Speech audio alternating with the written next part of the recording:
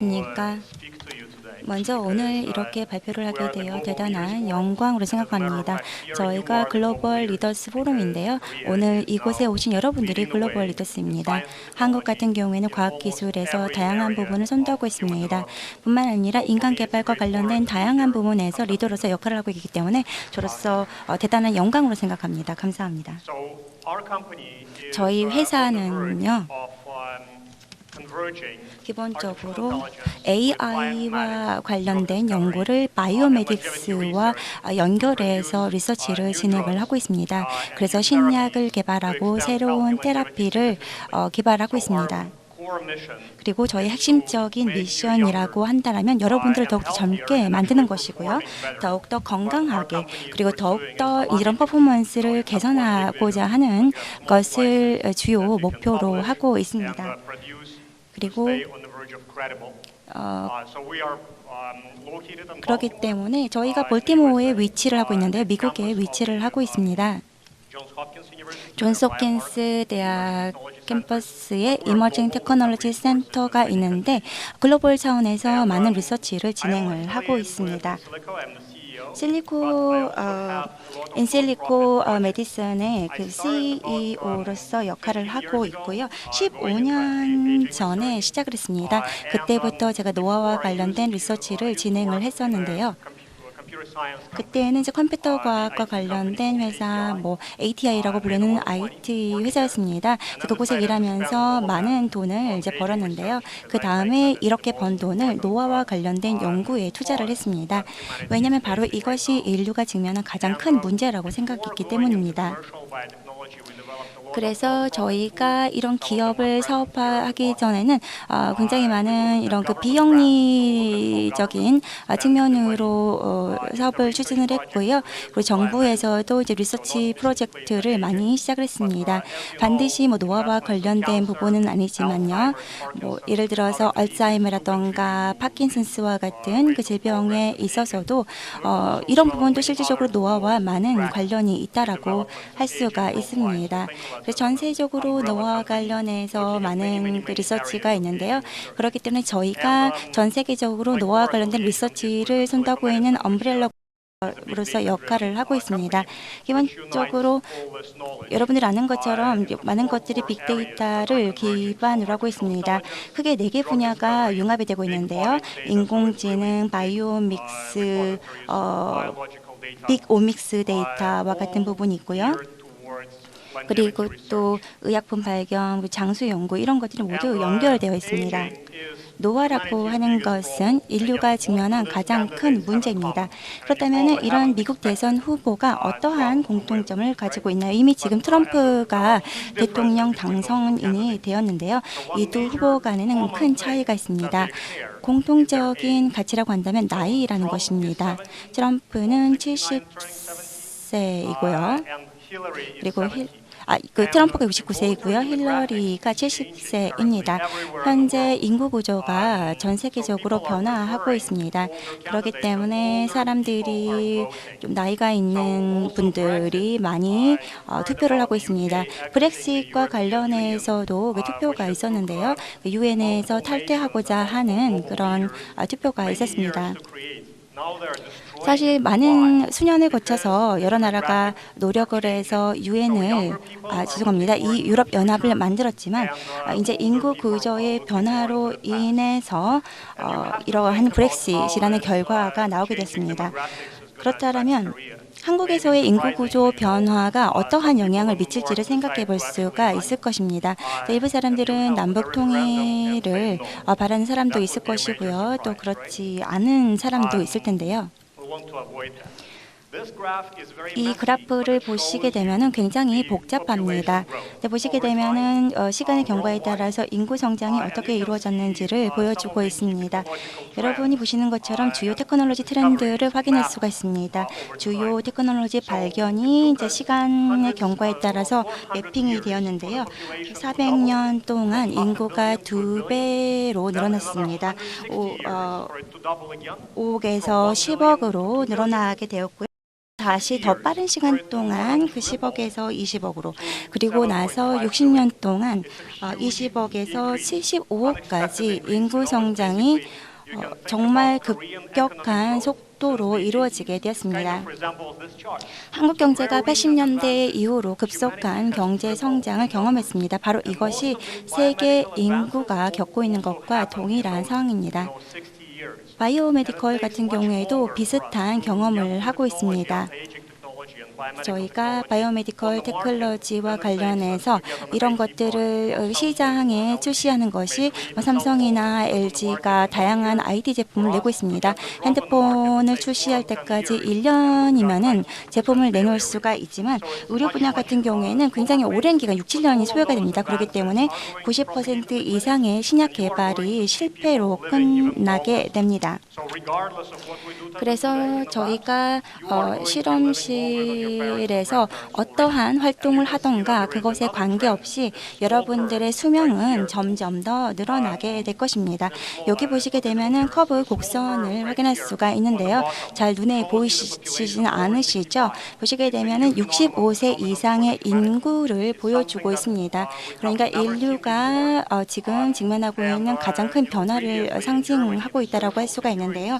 독일의 시큐리티 시스템 같은 경우에는 1887년에 최초로 만들어졌습니다. 그때 은퇴 연령은 65세였습니다.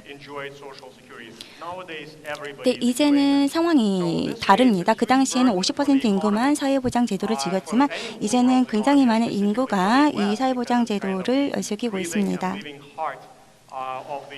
미국도 중요한 역할을 하고 있습니다. 글로벌 경제에서 매우 중요한 역할을 하고 있고요. 미국 인구 역시 노화되고 있습니다. 그렇기 때문에 이런 그 메디컬 분야에 많은 투자를 하고 있습니다. 실질적으로 그 노화 인구라고 하는 것이 경제에 많은 부담이 되고 있습니다. 그래서 이미 그 인구 노화가 진행되어 있는 이런 국가들 같은 경우는 정부 부채가 늘어나고 있고 또 이런 경우에는 정부 경제가 무너질 수가 있습니다. 그렇기 때문에 제가 에이지리스 제너레이션이라고 하는 책을 만들었습니다.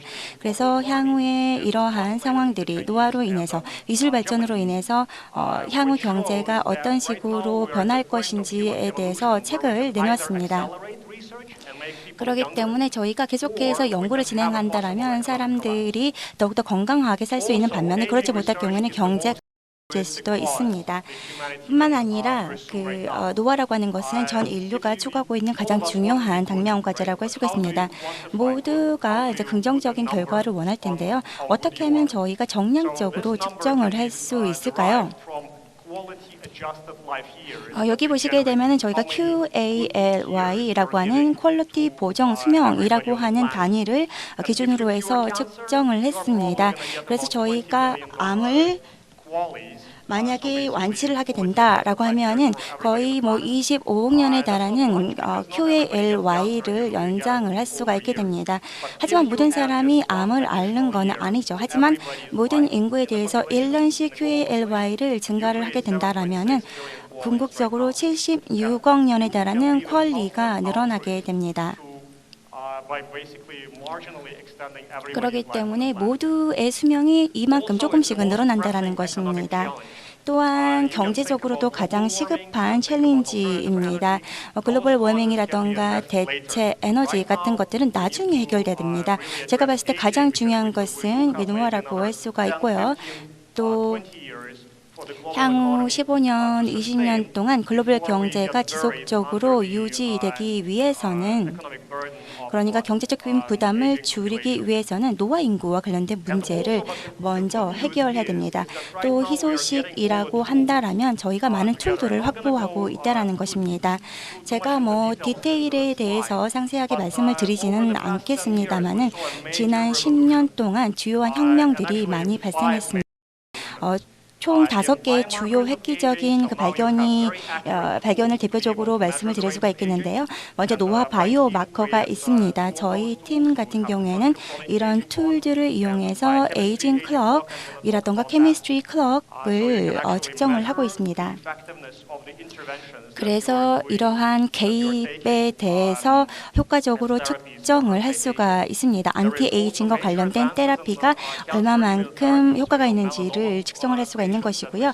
두 번째 혁신이라고 한다면 암과 관련된 면역 치료를 둘 수가 있습니다.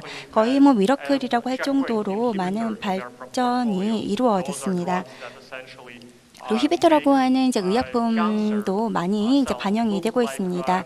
암을 치료하는 것인데요. 그렇기 때문에 이제 외래 세포, 그러니까 면역 세포가 이런 암 세포들을 빨리 죽일 수 있도록 하는 것입니다.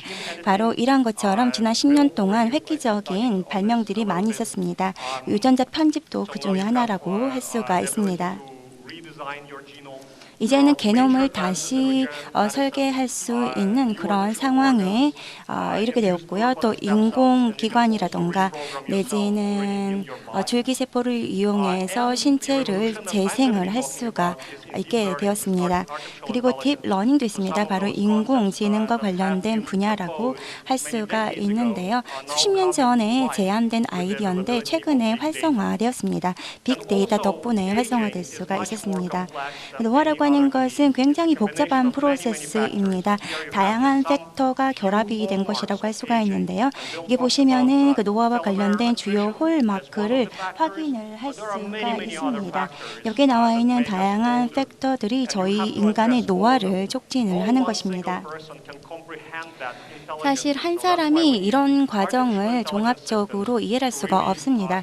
그렇기 때문에 저희가 AI를 이용해서 노화 문제를 해결할 수가 있는 것입니다. 10년 전에는 이게 뭐 이렇게 미래적인 생각이다라고 할 수가 있었을 것입니다. 그리고 뭐 조만간에 실현되지는 않을 것이라고 생각을 했었을 것입니다.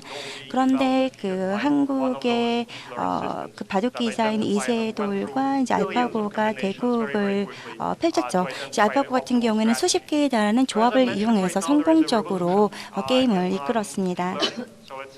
그리고 딥러닝과 관련돼서도 많은 혁명이 이루어지고 있습니다.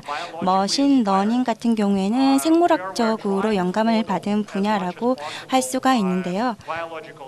저희가 이제 바이올로지컬 시스템을 컴퓨터에서 최대한 모듈러 하기 위해서 노력을 하고 있습니다. 그래서 뉴런, 신경세포 같은 것들을 알고리즘으로 재현을 하고 있고요. 컴퓨터 스페이스에서 만들어내고 있고 이런 것들을 이제 인간의 뇌와 비슷한 레이어로 만들고 있습니다. 비주얼 레이어도 있고요. 인풋 레이어도 있는데요. 굉장히 많은 정보가 들어오게 됩니다. 그리고 나서 이러한 정보가 멀티플 레이어를 통해서 신경세포로 전달이 되게 됩니다. 바로 인간의 뇌와 동일한 활동을 하는 것이고요. 그 결과로 아웃풋이 나오게 됩니다. 이러한 그 패스를 겪으면서 굉장히 많은 데이터가 있고요. 저희가 패턴을 파악할 수가 있게 됩니다. 바로 이러한 방식으로 저희가 테크놀로지 그리고 알고리즘을 구현할 수가 있는 것입니다. 여기서 중요한 것은 딥러닝과 관련된 주요 혁신인데요. 지난 5년 동안의 발전이라고 한다면 정말 획기적으로 이루어졌습니다. 먼저 이미지 인식이라던가 텍스트 인식 그리고 음성 인식에 있어서 인간 수준의 정확도를 달성할 수가 있게 되었습니다. 그리고 구글의 자율주행차가 있고요. 또 딥러닝이라던가 또 즐거움을 주는 음악이라던가 내지는 바둑 챔피언 같은 것들이 있습니다. 이미지넷에서는 이미지와 관련된 대규모의 대회를 온라인상으로 개최를 합니다. 그래서 이미지를 분류하는 대회라고 할 수가 있는데요. 그래서 에러율이 어느 정도 되는지 알 수가 있습니다. 2010년에는 30%였는데요. 2015년 같은 경우에는 훨씬 더 좋아졌습니다. 그래서 컴퓨터가 이미지 인식에 있어서 인간을 능가하는 결과를 보여주게 되었습니다. 그래서 이미지 인식이라던가 이렇게 텍스트와 관련된 것인데요. 지금 보시고 계시는 이 화면 같은 경우는 안드레이의 작업이라고 할 수가 있습니다. 그래서 지금 테니스 라켓을 들고 있는 그 여성이 보이는데요. 이것을 텍스트로 변환을 하는 것입니다. 뒤에 그 두 명의 시스템이 그 뒤에 시스템이 있습니다. 그래서 이러한 그 이미지를 텍스트로 변환을 하는 것입니다. 그리고 저희가 이제 그림에서 오브젝트, 객처가 있게 됩니다. 이런 걸 통해서 언어를 만들 수가 있게 되고요. 이것을 다시 그림으로 정확하게 설명을 할 수가 있는 것입니다. 보시게 되면 이 사진에서 여러 사람이 야외에서 장을 보고 있는 모습이라던가 내지는 프리스비 게임을 하고 있는 모습입니다. 그리고 스타일도 있습니다. 그러니까 투비트 두들 페인팅으로 바꾸는 작업이라고 할 수가 있습니다. 그러니까 즐거움을 주는 뭐 그림이라던가 아트와 관련된 활동이라고 할 수가 있는데요. 그리고 이 슬라이드는 제가 스킵하도록 하겠습니다. 근데 제가 여러분들께 보여드리고 싶었던 것은 딥 뉴럴 네트워크와 관련해서 새로운 그 이미지들과 관련된 수요가 굉장히 많다라는 것입니다. 그리고 블랙 프라이머리 세컨더리와 같은 이제 그런 개념들이 있고요. 그리고 이런 구글을 하지 않고도 상상을 할 수가 있는 것입니다. 이미지로요. 바로 이것이 딥러닝에서 현재 이제 적극적으로 연구되고 있는 분야라고 할 수가 있습니다. 저희 회사에서도 동일한 테크니크를 이용을 하고 있습니다. 그래서 기존 분자를 서치하는 것뿐만이 아니라 네트워크를 가르쳐서 새로운 분자를 만들도록 하는 그러한 작업을 하고 있습니다. 그래서 뭐 뇌라던가 내지는 뭐 암치료 같은 부분에 대해서 적용을 하고 있고요. 그리고 또 마이크로소프트에서도 아주 좀 멋진 툴을 내놓았습니다. 제가 프랑스에서 대규모 컨퍼런스가 개최되었는데요. 빅데이터가 주요 화두 중에 하나였습니다. 이렇게 보시게 되면은 이게 지금 그 나이를 파악하는 툴인데요. 보시게 되면은 이 사람 같은 경우에는 보험 계리 학교에서 근무하시는 분입니다. 이 사람이 나이가 어떻게 되는지를 파악하는 것인데 원래 나이가 이제 35세인데 저보다도 기계가 더욱 더 정확하게 사람의 나이를 파악을 할 수가 있게 됐습니다. 그러니까 이미징이라던가 음성이라던가 텍스트 인식을 기반으로 하고 있고요. 또 최근에는 이제 생물학적인 데이터를 많이 이용을 하고 있습니다. 저희가 에이징 AI라고 하는 툴을 개발을 했는데요. 예를 들어서 혈액형과 관련된 데이터를 업로드하는 것입니다. 딸의 뭐 혈액 관련된 데이터를 올리게 되면은 나이를 파악을 할 수가 있게 됩니다. 그 아시아 국가 같은 동양인 같은 경우는 아직까지는 이제 그 정도로 잘 정교하게 되어 있지는 않지만요. 저희가 그렇기 때문에 이러한 다양한 기술을 통해서 그리고 간단한 혈액형 검사를 통해서 나이와 그리고 성별을 확인할 수가 있고요. 또 다양한 그 얼굴과 관련된 데이터를 확인을 할 수가 있습니다. 굉장히 많은 샘플들이 여기에 소외가 되어 있는데요. 제가 모든 것들을 다 말씀을 드리지는 않겠습니다. 제가 이렇게 많은 사람들을 샘플로 선정을 해서 얼마만큼 정확하게 나이를 선정하는지를 저희가 파악을 해 보았습니다. 평균적으로 보았을 때 실제 파라미터와의 차이가 한 5.5년 정도라는 것을 확인할 수가 있었습니다.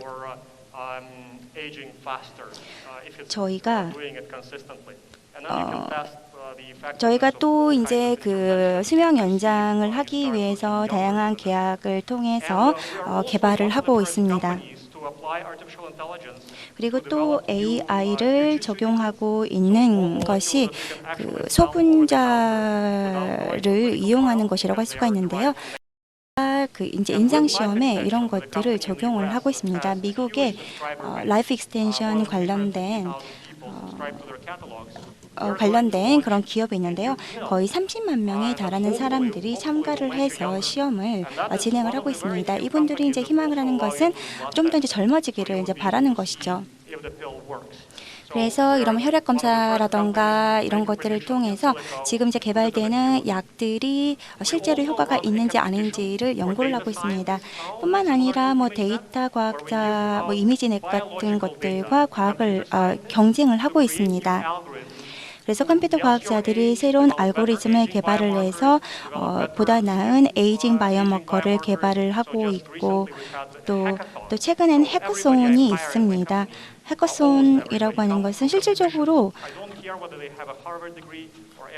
뭐 하버드라던가 내지는 MIT가 아니더라도 상관이 없습니다. 그래서 해커톤이 가능하더라면은 저와 같이 이제 일을 할 수가 있습니다. 그리고 저희가 온라인 대회를 이제 개최를 하고 있습니다. 그래서 이제 나이를 이제 추측할 수 있는 그런 대회들을 많이 개최를 하고 있고요. 또 재미로 말씀을 드리자면 2년 전쯤에 8개월 전이네요. 제가 그 화장품 회사, 파리에 있는 화장품 회사인데요. 저희가 노화 관련된 마커 그리고 이제 이런 의약품에 대해서 말씀을 했습니다. 근데 그 사람들이 말하는 것은 이런 것들에 관심이 있는 것이 아니라 우리가 관심이 있는 것은 외모가 어떻게 변하는지를 평가하는 것에 관심이 있다라고 했습니다. 그래서 링클이라고 하는 어플을 개발을 했습니다. 그러니까 시간이 지남에 따라서 얼마만큼 주름이 늘어나는지를 측정하는 자그마한 그 툴이라고 할 수가 있는데요.